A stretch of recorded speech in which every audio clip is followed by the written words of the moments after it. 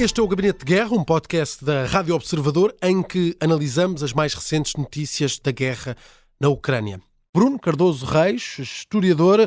Bruno, boa tarde. Vamos começar pelo conflito entre a Rússia e a Ucrânia. E sobre uma polémica que surgiu esta semana, França, Macron disse que não tinha dúvidas de que os Jogos Olímpicos iriam ser um alvo para a Rússia. Jogos Olímpicos que acontecem este ano, entre julho e agosto, em Paris.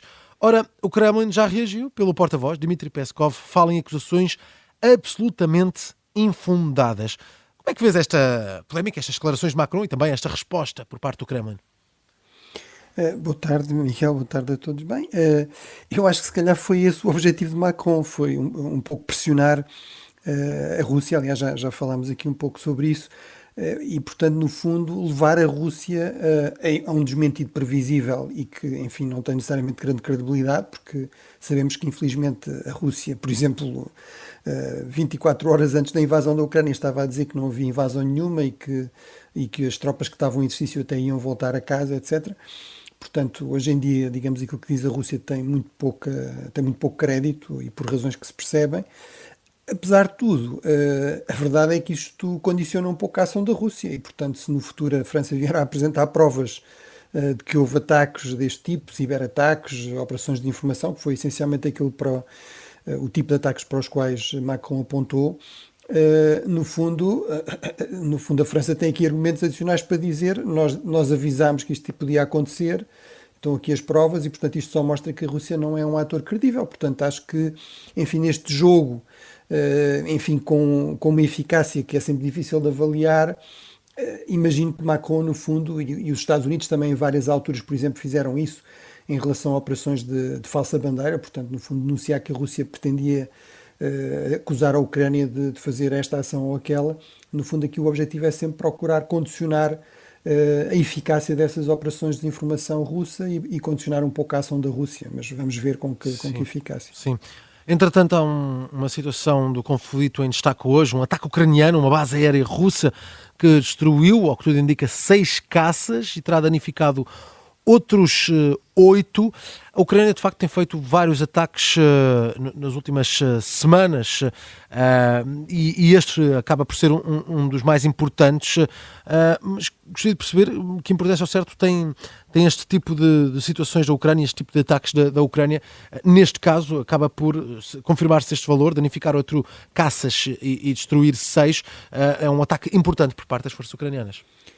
Sim, ou seja, estamos a falar por um lado de uma base aérea, portanto a partir de um sítio mais protegido que propriamente outro tipo de infraestruturas, por exemplo a questão das refinarias, de toda a estrutura ligada à produção, à refinação, à exportação de petróleo, que também tem estado a ser muito atacada e que, sendo estruturas civis à partida, estarão menos protegidas. As bases aéreas é suposto à partida, até na ausência de uma guerra, terem mecanismos de defesa nomeadamente antiaérea. Portanto, mostra que eles não são eficazes, por um lado. Por outro, estamos a falar, obviamente, de equipamento bastante dispendioso. As estimativas para este tipo de aviões, os Sukhoi 34 ou 27, portanto, uns são caças bombardeiros, outros são simplesmente caças, anda à volta de 35 milhões de dólares cada um.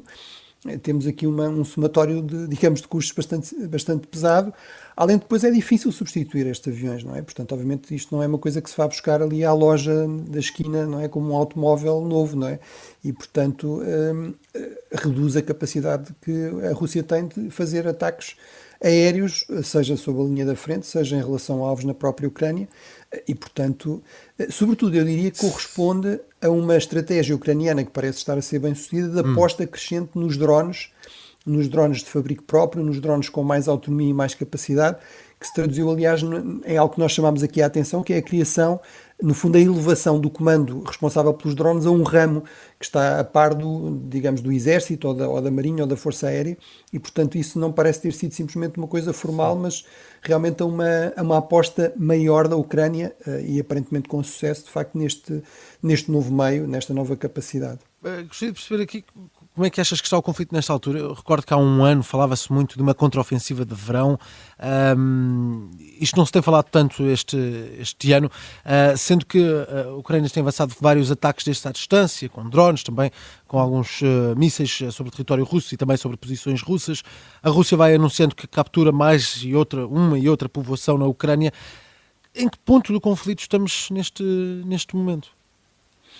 Bem, continuamos numa fase predominantemente defensiva, predominantemente de trincheiras, em que as ofensivas são muito custosas e têm pouco, mesmo quando têm algum sucesso, é um sucesso muito limitado, de conquista de poucos quilómetros.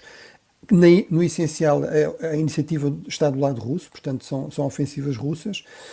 Aparentemente a Rússia tentou, na zona da Avdivka, onde fez alguns avanços, mudar um pouco tática e, portanto, apostar em operações mais combinadas com a utilização mais extensa de blindados em vez destas vagas, digamos, de infantaria e de artilharia, com ataques também de artilharia muito pesados, e teve um mau resultado, ou seja, essas forças, digamos, de manobra acabaram por ser facilmente eliminadas pelas tropas ucranianas.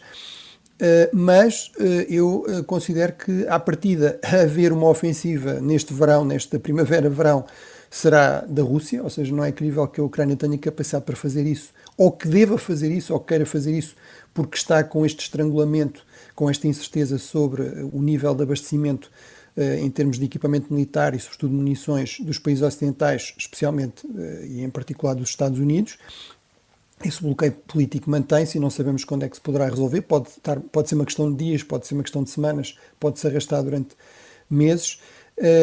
E se isso acontecer num contexto em que este estrangulamento se mantém, se houver uma ofensiva russa mais ambiciosa neste contexto, realmente pode haver alguma ruptura da frente ucraniana e uma perda mais significativa de território por parte da Ucrânia. Portanto, eu diria que à partida, neste momento, a vantagem parece estar um pouco do lado da Rússia, mas com este aspecto, que é, por exemplo, nesta dimensão de guerra aérea, de guerra naval, isso é bastante menos evidente. A Rússia conseguiu, mudando táticas e utilizando uma combinação de meios, também voltar a conseguir fazer ataques com alguma eficácia, por exemplo, contra as infraestruturas críticas ucranianas, mas ainda assim muito menos do que foi o caso há um ano atrás. E, por outro lado, a Ucrânia está a conseguir, quer na dimensão naval, em termos de ataques à frota do Mar Negro, quer nesta dimensão mais aérea, está a conseguir também resultados interessantes e que não tinha conseguido até aqui. Portanto, as coisas estão aí mais dinâmicas do que se poderia pensar e, portanto, isto só nos chama a atenção para como é difícil também e complexo fazer a análise de um conflito, porque ele é multidimensional e porque é dinâmico e porque o inimigo tem um voto e vai mudando também as suas posturas, as suas capacidades, as suas táticas. O Gabinete de Guerra é um podcast da Rádio Observador. Vai para o ar de segunda a sexta, depois do noticiário das 9h30 da manhã, e tem nova edição depois das notícias das 4 da tarde. Está sempre disponível em podcast. Eu sou o Miguel Cordeiro. Até amanhã.